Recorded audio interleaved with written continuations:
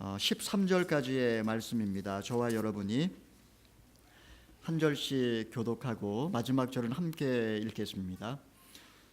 내가 오늘 너희에게 주는 이 명령들을 내 마음에 새겨 너희 자녀들에게 잘 가르치되 너희가 집에 앉았을 때나 길을 걸을 때나 누울 때나 일어날 때 그들에게 말해주라. 또 너는 그것들을 내 손목에 매며 내 이마에 둘러라. 그것들을 너희 집 문설주와 대문에 적어두라. 너희 하나님 여호와께서 그 땅에 너를 데리고 들어가실 때 너희 조상인 아브라함과 이삭과 야곱에게 맹세해 너희에게 주겠다고 하신 그 땅, 너희가 건축하지 않은 크고 아름다운 성들이 있는 땅, 너희가 채우지 않은 여러 종류의 좋은 것들로 가득 찬 집들과 너희가 파지 않은 우물과 너희가 심지 않은 포도나무와 올리브나무가 있는 땅에서 너희가 먹고 배부를 때 스스로 삼가서 너희를 이집트에서 그 종살이하던 땅에서 이끌어내신 여호와를 잊지 않도록 하라. 함께 읽겠습니다. 너희 하나님 여호와를 경외하고 그분만을 섬기고 그 이름을 두고 맹세하라. 아멘. 이 시간에 마음의 색이라는 제목으로 하나님의 말씀을 함께 상고해 보기를 원합니다. 해마다 노벨상 수상 발표를 보고 있노라면 마치 노벨상은 유대인들을 위해서 존재하는 것 같은 착각을 느낄 때가 있습니다. 일반적으로 노벨상을 받는 그 미국인들 보게 되면 한 4분의 1 정도가 유대인들입니다. 그런데 작년의 경우는 미국인들 가운데 거의 대부분이 다 유대인들이었습니다. 6명이 노벨상을 받았는데 화학상과 물리학상과 그리고 의학상과 경제학상을 유대인들이 다 휩쓸었습니다. 유대인들이 왜 이렇게 노벨상을 많이 타는 것일까요? 그것은 유대인들의 교육 방식 때문이다 라고 보통 이야기를 합니다. 유대인이 말하는 교육은 앵무새처럼 달달 외워서 1등을 하는 그런 교육이 아니라 공부를 통해서 지혜를 얻는 과정, 바로 그것이 그들이 공부하는 방식이라고 할 수 있습니다. 한마디로 말하면 얼마나 많은 지식을 갖고 있느냐가 아니라 그 지식을 통해서 어떤 지혜를 얻었느냐 하는 것입니다. 유대인 교육을 보게 되면 유대인 남자는 13살이 되면 바르 미츠나라고 하는 의식을 회당에서 갖게 됩니다. 이때 남자아이는 탈무드에 나오는 그런 가르침을 자기 나름대로 해석을 해서 자기의 의견을 내놓아야 이제 그 성인으로서의 어떤 의식을 통과할 수 있게 됩니다. 적어도 이 정도가 되기 위해서는 성경의 말씀, 특별히 토라를 다 외워야 하고, 그리고 이 토라의 모든 사상을 자기 나름의 신학적 해석을 가지고 다 이해를 할 수 있어야 하는 것입니다. 이 정도 되기까지 그 어린아이가 어려서부터 토라를 다 외우고 그리고 탈무드를 공부하면서 쉴 새 없이 랍비와 토론하면서 질문을 주고받으면서 나름대로 이 지식을 얻는 방식을 터득을 해야 하는 것입니다. 유대인들이 노벨상을 휩쓴 이유가 여기에 있습니다. 바로 그들은 궁금증을 가지고 끊임없이 질문하면서 토론하고 논쟁을 하면서 그들은 자기 나름대로의 지식을 터득을 하는 것입니다. 그래서 유대인들은 학교에 가게 되면 책을 가지고 선생님에게 지식을 공부하는 것이 아니라 이미 집에서 다 책을 읽어오고, 그리고 책을 읽으면서 선생님께 질문할 질문을 가져오게 되면 선생님께서는 아이들 가운데 좋은 질문을 선별을 해서 그 질문을 가지고 먼저 2사람씩 대화를 하게 하고, 그리고 조별로 묶어서 토론을 하게 하고, 마지막에는 찬반으로 나누어서 서로 논쟁을 시키면서 지혜를 얻어갈 수 있도록 그렇게 교육을 하고 있습니다. 너의 생각은 어떠니? 너는 왜 그렇게 생각하니? 끊임없이 그 사람이 어떻게 생각하는지, 무엇을 생각하는지, 왜 생각하는지를 질문하면서 지혜를 얻도록 합니다. 그리고 이런 지혜의 과정을 통해서 교육받은 유대인들, 바로 그런 이유 때문에 유대인들이 지난 2000년의 역사 속에 나라 잃은 서름 가운데 그 모진 고난의 세월을 견디면서 오늘날 이렇게 탁월한 민족으로 세상 역사 속에 살아남을 수가 있었던 것입니다. 여러분의 생각은 어떻습니까? 지금 우리의 삶 속에 과정적으로 힘들고 어려운 일이 있을지라도, 그러나 우리가 어떻게 하면 지금 내가 있는 이 자리에서 하나님의 도움을 구하며 하나님의 뜻을 찾아갈 수 있을까요? 우리가 이곳에서 고생하고 애쓰는 이유 중에 하나인 우리의 자녀들, 그 소망의 자녀들이 어떻게 하면 이 땅 가운데 다니엘처럼, 요셉처럼 영적인 거목으로 자랄 수 있는 비결이 무엇일까요? 어떻게 하면 우리 민족이 제사장 나라요 거룩한 백성으로 이 역사 속에 다시 한번 쓰임받을 수 있을까요? 오늘 우리는 그것에 관해서 함께 생각을 해보기를 원합니다. 신명기 말씀은 40년의 광야 생활을 마치고 이제 가나안 땅을 목전에 둔 이스라엘 백성들, 그들에게 하나님의 종 모세가 한 말씀이라고 할 수 있습니다. 특별히 지난주에도 우리가 언급했던 것처럼 이 말씀은 신명기 가운데에서도 핵심이 되는 말씀이라고 할 수 있습니다. 가나안 땅에 들어가서 이제 축복을 받을 때에 가장 먼저 그들이 힘써야 되는 삶의 우선순위에 관해서 지금 모세는 이스라엘 백성들에게 가르쳐주고 있는 것입니다. 오랫동안의 광야 생활, 그 광야 생활을 해왔던 이스라엘 백성들이 이제 젖과 꿀이 흐르는 그런 가나안 땅을 목전에 두었을 때 아마 그들은 새 생활에 대한 기대와 설레임으로 아마 심령이 부풀어 올랐을 것입니다. 그들은 이제 가나안 땅에서 영주권만 받는다면 모든 고생은 그치고 행복한 미래가 펼쳐질 것이라고 그들은 아마 믿어 의심치 않았을 것입니다. 하지만 모세는 이런 기대감에 부풀어 있는 이스라엘 백성들을 향하여 축복을 받는 것도 중요하지만 그것보다 더 중요한 것이 무엇인지 그것에 관해서 가르쳐주고 있습니다. 그것은 마음을 다하고 영혼을 다하고 힘을 다하여 하나님 한 분만을 사랑하는 것, 바로 그것이 축복을 감당하는 비결이다라고 지난주에 말씀드렸습니다. 그런데 우리가 오늘 말씀에서 생각해 볼 것은 우리가 하나님을 사랑한다면 우리가 눈에 보이지 않는 하나님을 어떻게 사랑할 것인가에 관한 질문입니다. 사실 가나안의 신들처럼 어떤 형상을 만들어 놓고 그 신을 사랑한다라고 하면 이해할 수 있지만, 그러나 이스라엘의 하나님 야훼 하나님은 그 어떤 형상도 금하셨기 때문에 그러면 그 하나님을 어떻게 사랑할 수 있을까? 이것에 관해서 어떻게 하나님에 대한 사랑을 표현할 수 있을까? 이것에 관해서 오늘 모세는 두 가지 교훈을 하고 있습니다. 어떻게 하면 우리가 눈에 보이지 않는 하나님을 사랑할 수 있을까요? 첫 번째는 말씀을 마음에 새기는 것입니다. 우리 본문 6절 말씀을 같이 한번 읽어보겠습니다. 시작. 내가 오늘 너희에게 주는 이 명령들을 내 마음에 새겨.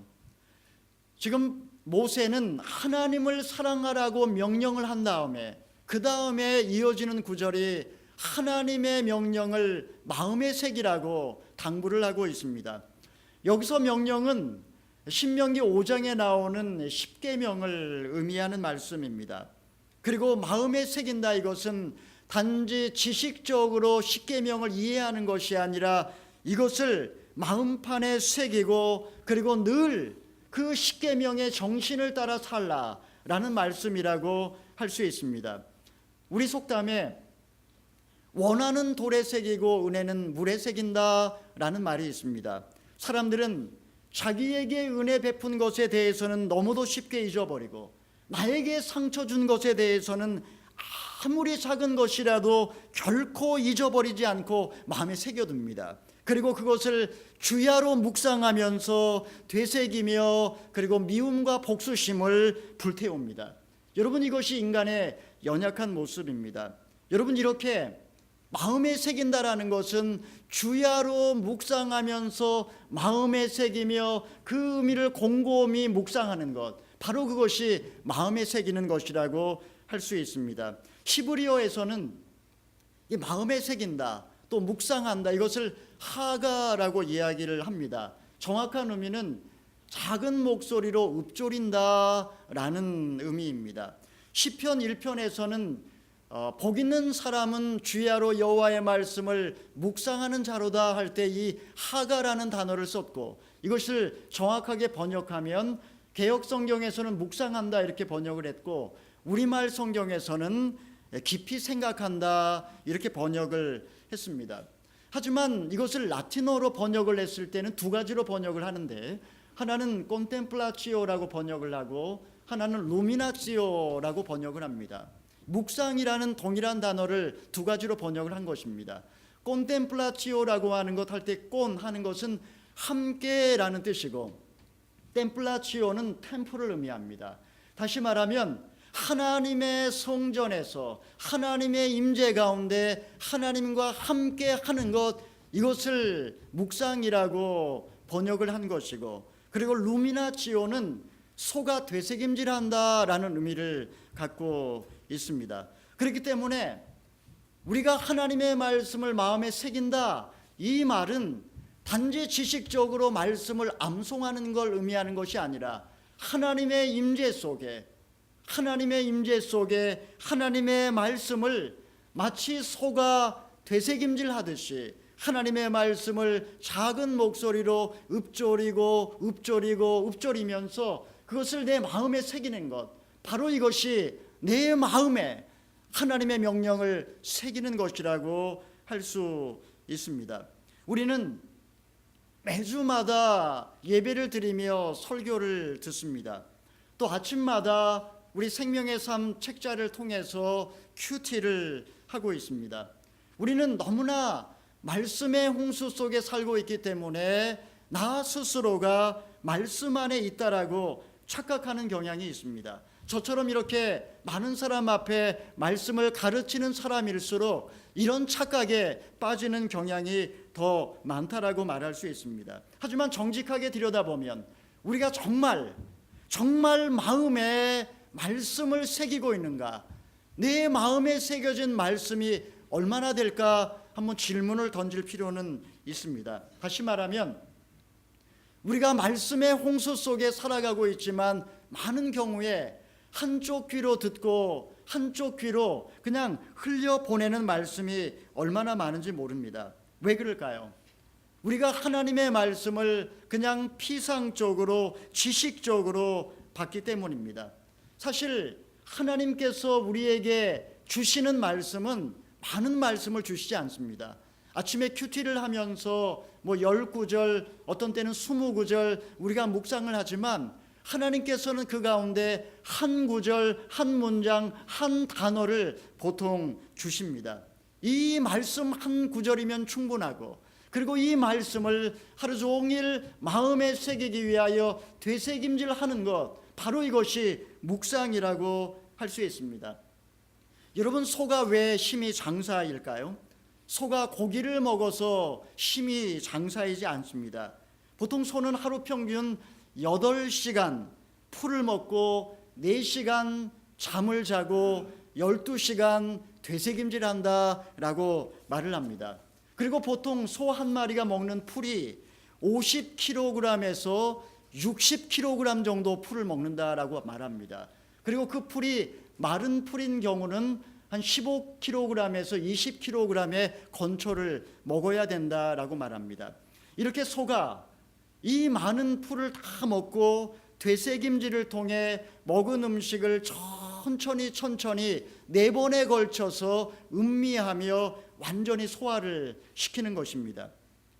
이 과정에서 한 마리 소가 되새김질을 하면서 또 이것을 소화시키면서 약 280리터의 메탄가스를 배출하면서 이 음식을 완전 소화를 시킨다라고 보통 이야기를 합니다.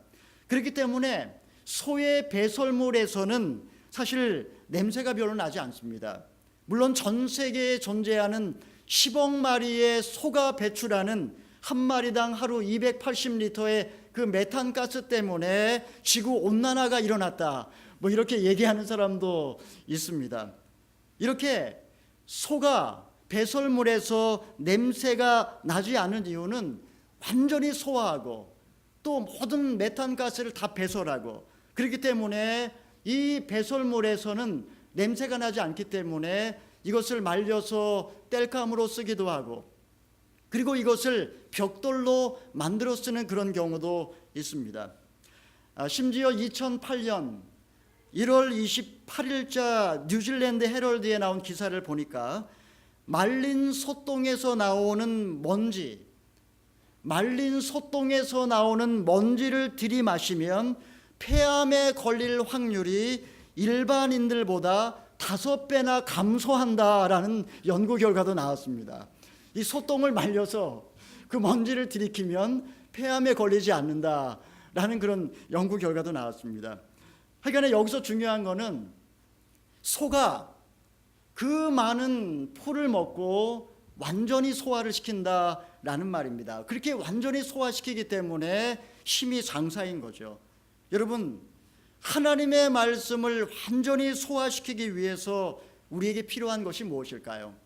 우리가 그 많은 하나님의 말씀을 먹고도 사실은 소화시키지 못하고 다 배설하는 경우가 얼마나 많은지 모릅니다. 하나님의 말씀을 받았으면 그 말씀을 암송하고, 그리고 되새김질하고, 그리고 삶에 적용하고 실천하면서 이렇게 내 마음 안에 새기는 작업, 이것이 우리가 축복의 땅에서 우리가 살 수 있는 길이다 라고 모세는 이야기를 하고 있습니다. 여러분, 이렇게 우리가 하나님의 말씀을 되새김질하고 그래서 그것이 내 마음판에 새겨지면 어떤 일이 벌어질까요? 여러분, 하나님의 말씀이 내 안에 새겨지고 내 영혼 속으로 들어오게 되면 그 말씀 자체가 놀라운 생명력을 가지고 움직이기 시작합니다. 살았고 운동력이 있는 하나님의 말씀이 그때부터 역사하기 시작합니다. 그리고 그 말씀이 내 영혼 속에서 나에게 말을 걸기 시작합니다. 여러분, 이것을 레마라고 이야기를 합니다. 우리가 갖고 있는 이 성경은 이 성경 자체에 어떤 신비로운 능력이 있는 것은 아닙니다. 이것을 베개하고 잔다고 영감이 떠오르는 것은 물론 아닙니다.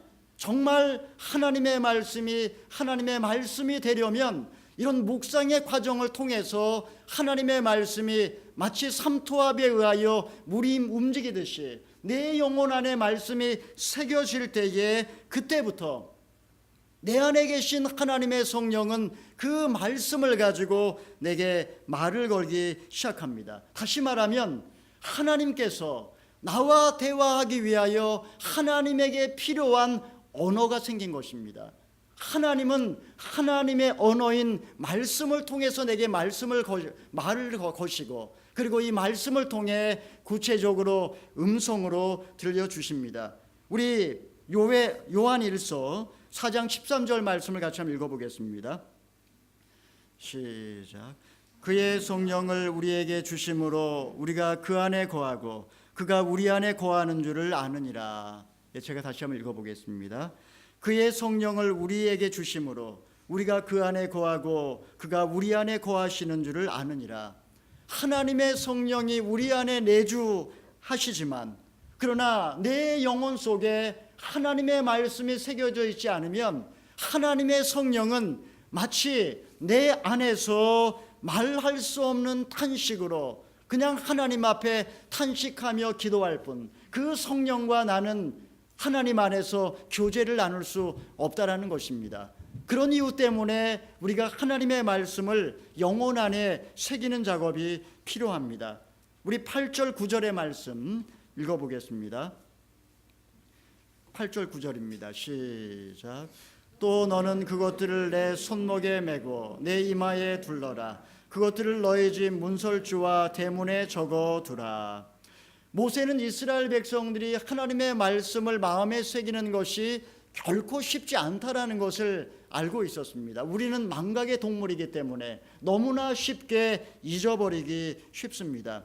그렇기 때문에 모세는 이 십계명의 말씀을 이마에, 발목에, 손목에, 그리고 문설주와 대문에 적어두라고 명령을 하고 있는 것입니다. 다시 말하면 이 하나님의 말씀을 잊지 않도록, 이 말씀을 마음판에 새기기 위하여 구체적으로 삶의 환경을 만들고 노력하라는 그런 말씀입니다. 여러분이 하나님의 말씀을 묵상하는 것, 여기서 제일 중요한 것이 이 말씀에 대한 사모함, 그리고 말씀에 대한 경외심이라고 말할 수 있습니다. 우리 시편 119편 97절 말씀 같이 한번 읽어보겠습니다. 시편 119편 97절입니다. 시작. 오, 내가 얼마나 주의 법을 사랑하는지요. 내가 하루 종일 그것을 묵상합니다. 지금 시편 저자는 내가 하나님의 말씀을 얼마나 사랑하는지 하루 종일 그 말씀을 읊조립니다 라고 고백을 하고 있습니다. 우리 시편 119편 147절 148절 읽어보겠습니다. 시작. 내가 동트기 전에 일어나 부르짖으며 주의 말씀을 믿었습니다. 내가 주의 약속을 생각하느라 한밤중에도 눈을 뜨고 있습니다. 여러분, 여기서 주의 말씀을 생각한다 이 말이 개역개정 성경에서는 묵상한다라는 말로 번역을 했습니다. 하나님의 말씀을 묵상하기 위하여 내가 야경이 깊기 전에 깨었나이다. 여러분, 이것이 개역 성경의 번역입니다. 사랑하는 성도 여러분, 우리가 하나님의 말씀을 마음판에 새겨야 되는 이유가 여기에 있습니다. 우리 큐티 책을 펴보게 되면 그 왼쪽 상단에 맥체인 성경 읽기라고 하는 작은 구절이 있습니다. 그리고 성경 몇 장이 기록이 되어 있는데, 이 맥체인 성경 읽기는 우리가 큐티를 하지만 그러나 시간이 있을 때마다 그 말씀을 꾸준하게 그 순서를 따라 읽게 되면 1년에 한 번 성경을 통독할 수 있는 아주 좋은 표입니다. 맥체인 성경 읽기를 통해서 이렇게 전체적으로 꾸준하게 성경을 통독하는 것 굉장히 중요합니다. 무엇보다도 아침마다 일어나서 하나님이 내게 주신 한 말씀을 달라고 기도하면서 큐티하는 것 얼마나 중요한지 모릅니다. 그러나 가장 중요한 것은 큐티 했느냐 안 했느냐가 중요한 것이 아니라 하나님이 내게 주신 그 한 구절의 말씀을 가지고 시편 저자처럼 내가 하루 종일 그 말씀을 읊조렸나이다. 내게 주신 그 말씀을 입으로 묵상하고 읊조리고 되새김질하면서 한 말씀을 내 영혼에 새기는 것, 바로 이것이 축복의 땅에서 살 수 있는 길이다. 축복을 감당할 수 있는 비결이다 라고 모세는 이야기를 하고 있습니다. 하나님의 말씀을 묵상하는 자, 그 사람은 시냇가에 심은 나무가 시절을 좇아 열매를 맺고 그 잎사귀가 마르지 아니함 같으니 그 행사가 다 형통하리로다. 어떤 사람이 이런 축복을 받을까요? 여호와의 말씀을 묵상하는 자, 바로 이런 사람에게 하나님은 이런 놀라운 축복을 약속해 주신 것입니다. 모세가 이스라엘 백성들에게 당부한 두 번째가 있습니다. 어떻게 우리가 하나님을 사랑할 수 있을까요?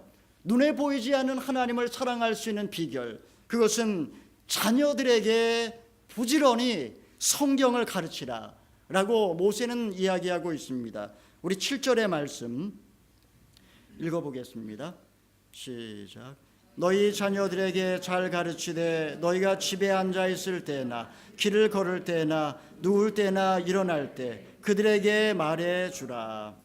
모세는 지금 이스라엘 백성들에게 자녀들이 집 안에 있든지 집 밖에 있든지 아니면은 아침 시간이든지 저녁 시간이든지 상관없이 꾸준히 부지런히 자녀들에게 말씀을 가르치라고 그렇게 권면하고 있습니다. 왜 이렇게까지 해야 할까요?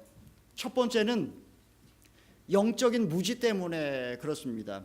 우리는 이스라엘이 광야에서 얼마나 자주 하나님을 거역하고 배반했는지를 잘 알고 있습니다. 왜 그랬을까요? 하나님이 누구였는지 몰랐기 때문입니다. 그러므로 조금만 어려워도 하나님을 원망하고 불신했습니다. 왜냐하면 그들 내면 가운데 내적인 힘이 없었기 때문입니다. 너무나 연약했기 때문에 너무나 쉽게 죄의 유혹에 넘어갔습니다.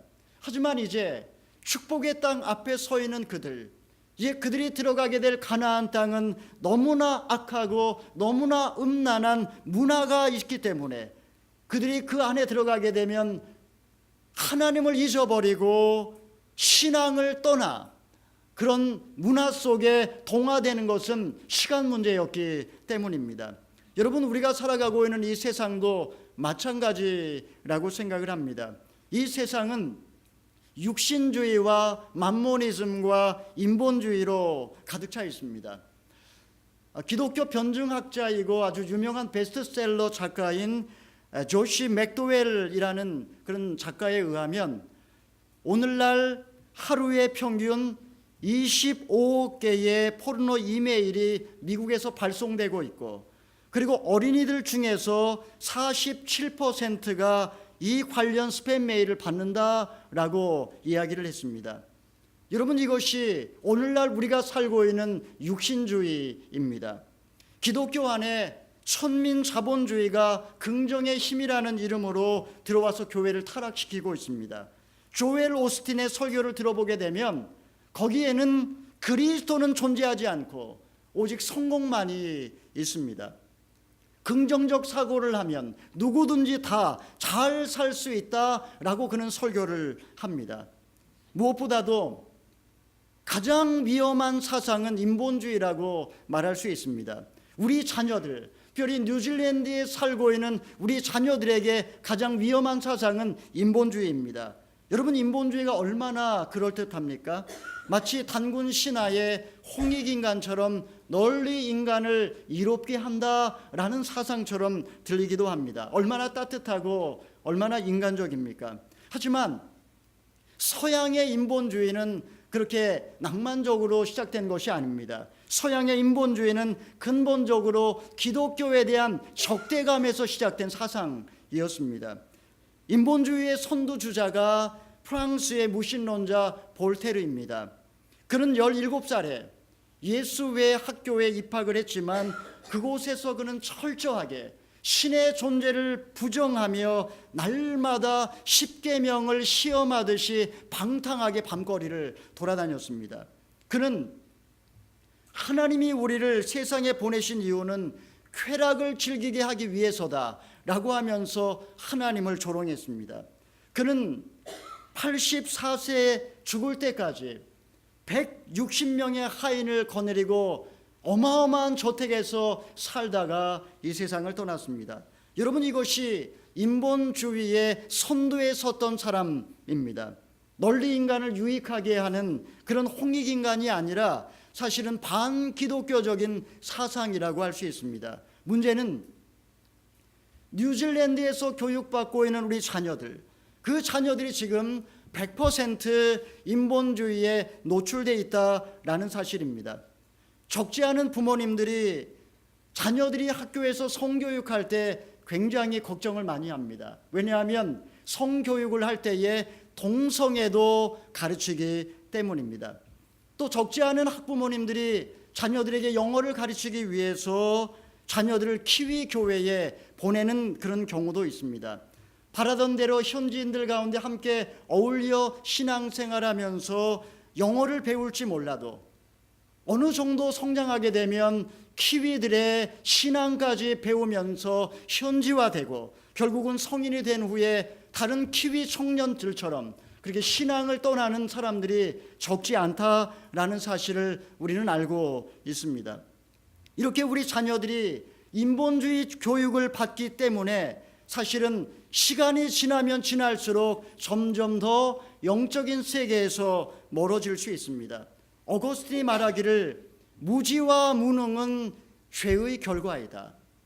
죄의 결과 때문에 하나님을 모르고 그 삶 자체가 무능하게 된다라는 말입니다.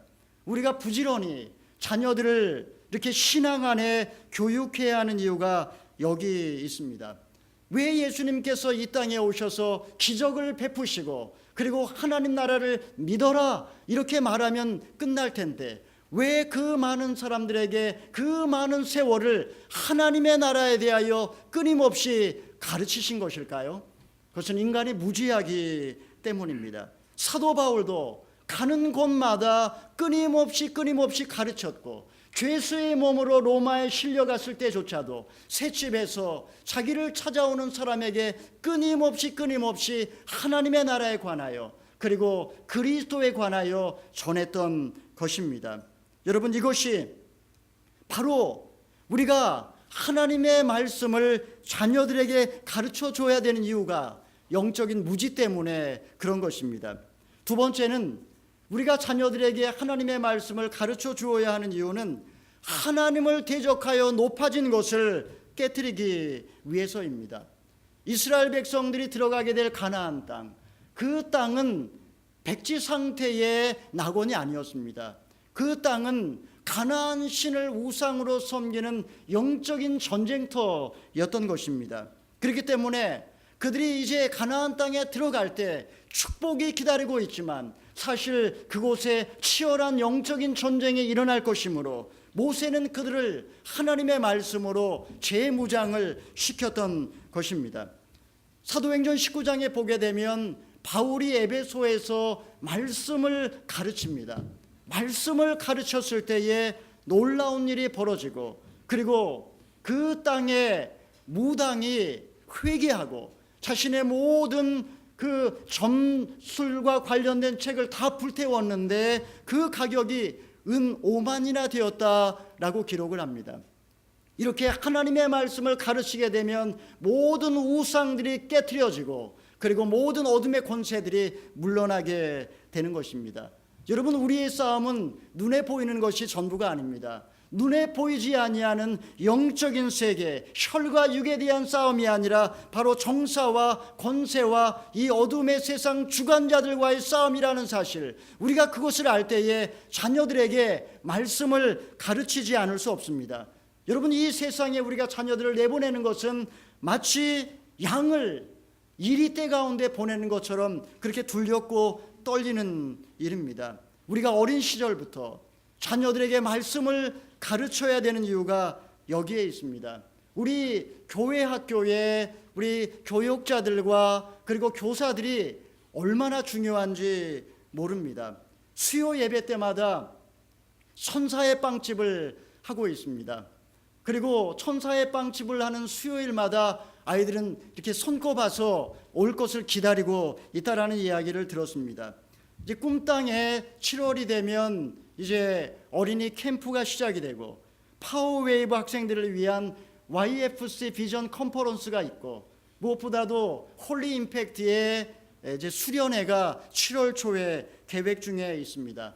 그리고 예꿈에서도 주중 프로그램으로 꿈아이 놀이터를 지금 기도하며 준비하고 있습니다. 우리 교회 학교에서 이렇게 차세대들을 위해서 얼마나 열심히 헌신적으로 교사들이 봉사하는지 모릅니다. 한 집사님께서 저에게 그런 말씀을 하신 적이 있었습니다. 저희 교회 예산을 보면서 파워웨이브 예산을 보고 깜짝 놀랐다라는 말씀을 하셨습니다. 저희 파워웨이브 1년 예산이 2만 5천 불입니다. 우리 한 70명 정도 되는 학생들을 위해서 저희 교회가 그렇게 큰 예산을 지원해주고 있는 것입니다. 여러분, 우리 자녀들이 어린 시절부터 교회를 통하여 이렇게 신앙의 양육을 받는 것, 이것이 얼마나 중요한지 모릅니다. 그러나 더 중요한 것이 있습니다. 그것은 교회 학교가 자녀의 신앙교육을 책임져 주지는 못한다라는 것입니다. 결국 부모가 자녀를 위해서 기도할 뿐만 아니라 어린 시절부터 자녀의 마음속에 하나님의 말씀을 심어주어서 이 영적인 전쟁터 같은 세상 속에 나아갈 때에 넉넉하게 이길 수 있도록, 그렇게 자녀가 그렇게 살 수 있도록 부모의 역할을 다해야 한다라는 것입니다. 얼마 전에 저희 큰아이가 저에게 와서 그런 이야기를 했습니다. 학교에 목사님께서 오셔서, 저희 교회 목사님은 아닙니다, 목사님께서 오셔서 좋은 그런 설교 말씀을 해주셨는데 자기가 들어보니까 목사님께서 좀 틀린 말씀을 하시는 것 같다라는 이야기를 해주었습니다. 그래 어떤 내용이냐고 물어보니까 삼위일체를 설명하면서 목사님이 집에서는 아버지지만 학교에 가면 학생이고 교회에 오면 목사다. 바로 이것이 삼위일체에 대한 설명이다라고 이야기를 했는데 제 아들은 그것에 관해서 그것은 양태론 이단이라고 이야기를 했습니다. 여러분, 제가 그 아이가 그런 답을 하는 것을 보면서 제가 어떤 생각을 하게 됐냐면 제 큰아들과 성경 공부했던 것을 기억을 했습니다. 초등학교 6학년 때 이제 아주 어린 시절 때 제가 항상 무릎팍에 앉혀놓고 함께 설교를 함께 준비하기도 했지만 항상 아이들이 잠자리 들기 전에 항상 제가 설교를 해주곤 했었습니다. 하지만 이제 어느 정도 아이들이 큰 다음에는 이제 개인적으로 한 사람 한 사람 이제 성경을 공부시켜줘야 되겠다라고 마음으로 정하고 초등학교 6학년 때 창세기를 공부하기 시작했습니다. 그래서 월요일 날 제가 쉬는 날이었기 때문에 항상 온누리 교회 뒤에 조그마한 카페에 가가지고 창세기를 쭉 같이 읽어가면서 서로 질문하고 답하고 하면서 성경을 가르쳐 주었습니다.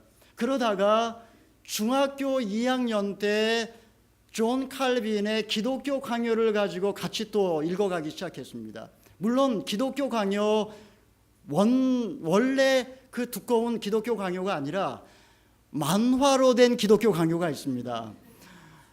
근데 굉장히 두꺼워요. 한 500페이지 정도 되는, 그래 너무나 두껍기 때문에 두 권으로 나온 생명의 말씀사에서 나온 그 기독교 강요를 가지고 읽어가면서 함께 대화를 나눈 적이 있습니다. 그때 복음의 본질에 관해서, 복음이 무엇인지에 관해서 이야기를 했고, 그리고 그 당시에 카톨릭에서 이야기하는 모든 이단 사상에 관해서 함께 대화하면서 이 아이에게 기독교에서 가르치는, 로마서에서 말하는 복음에 관해서 가르친 적이 있었습니다. 아침에 제가 새벽 설교를 마치게 되면 아침에 다 아이들 깨워서 아침 식사를 합니다.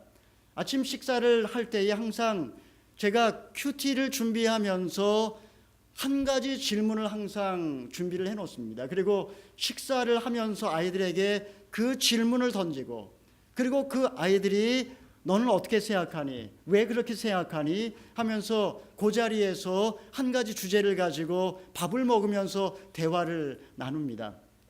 근데 그런 주제를 가지고 대화를 할 때 보면 아주 우스꽝스러운 그런 질문도 나오지만 어떤 때는 굉장히 심오한 주제를 가지고 우리 아이들과 함께 대화를 나눌 때가 있습니다.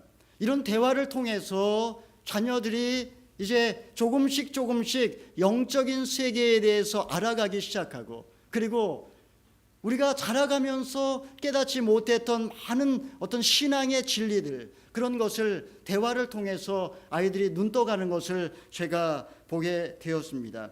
사랑하는 성도 여러분, 우리가 주님 안에서 축복받는 거 굉장히 중요합니다. 어떤 사람은 기독교가 기복신앙이다라고 비난하는 그런 사람도 있지만, 기독교는 하나님의 축복을 받을 수 있는 특별한 종교입니다.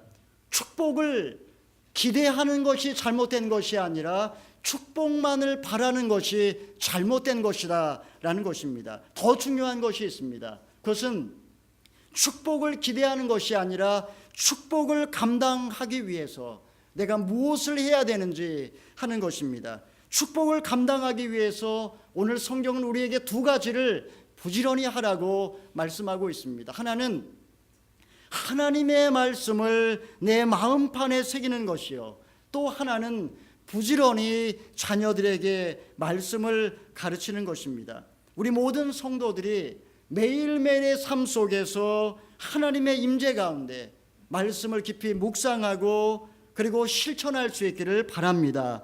우리 자녀들에게도 신앙의 뿌리를 내리고 줄기가 자라서 열매가 맺을 수 있도록 자녀들을 위해서 말씀을 가르치는 일에 힘써 주시고, 무엇보다도 우리 성도들 가운데 많은 분들이 교회 학교에 봉사하셔서 교사로서 우리 차세대들을 위해서 함께 섬겨주시기를 바랍니다. 그럴 때 우리 교회의 우리 자녀들이 영적인 거목으로 자랄 것이고, 부모가 다 하지 못하니까 교회가 또 그런 역할을 해야 되니까 우리 모두 그렇게 교회 학교와 또 모든 가정이 자녀들에게 말씀을 부지런히 가르침으로 우리 믿음의 1세대들 다 이루지 못한 것, 믿음의 2세대들을 통해서 그들의 삶을 통해서 정말 그들이 영적인 거목으로 살아나는 그런 놀라운 역사를 보기를 축원합니다. 아멘. 네, 우리 시간에 함께 말씀에 의지해서 기도하기를 원합니다. 기도할 때